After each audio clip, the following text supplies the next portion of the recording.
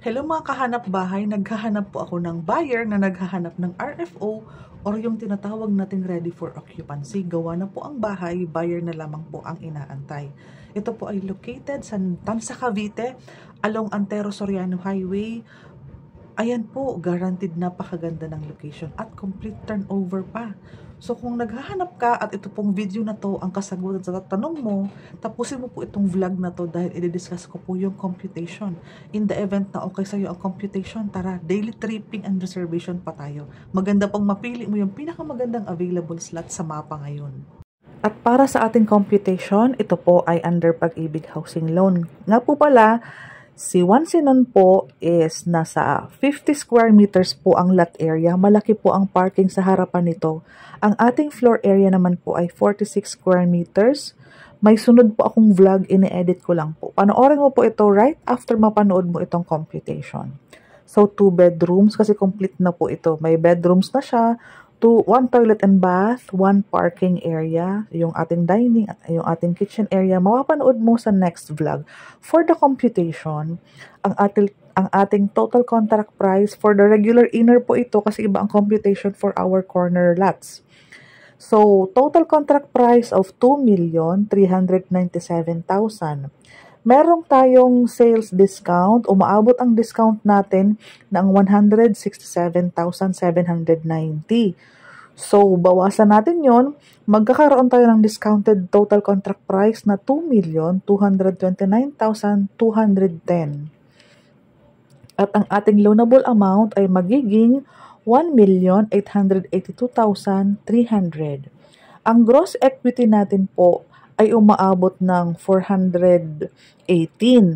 Nabawasan na po ng 10,000 na reservation yan. So, yung 418,000 po na pinaka-down payment natin is divided sa dalawang term. Meron tayong first equity. Sa loob ng 9 months po, meron tayong babayarang 35,462 per month. So, sa loob ng 8 months. Sa loob naman po ng sa susunod pong 12 months, meron po tayong babayaran na 11,200. Yun po yung sa remaining equity. Ito po, meron tayong dalawang set ng equity dahil sa loob ng 8 months or anytime na mabayaran mo yung 283,000 na down payment or yung supposedly 8 months, pwede ka na pong pumasok sa Pag-ibig. Ibig ko pong sabihin, pwede mo na pong bayaran ng buo yung 283,000. Hindi mo na aantayin yung 8 months. Kapag na fully paid natin yung 283 months, anytime able si buyer, papasok na tayo sa Pag-ibig dahil gawa na yung bahay, pwede na po tayo pumasok sa Pag-ibig Housing Loan. Ngayon po, habang nasa Pag-ibig Housing Loan ongoing ang process, magpapatuloy po ang ating down payment sa loob po ito ng 12 months. So, magkakaroon ka pa po ng mas pinaliit na 11,000 na down payment sa loob ng 12 months. Ang tanong mo, Ma'am Cindy, in the event na ma-approve na po ako after 6 months, ang mangyayari po niyan, yung remaining 6 months out of 12 months ay mapapatong po siya doon sa monthly mo. Halimbawa, sa 30 years, ang monthly mo kay Pag-ibig ay umaabot ng 12,000.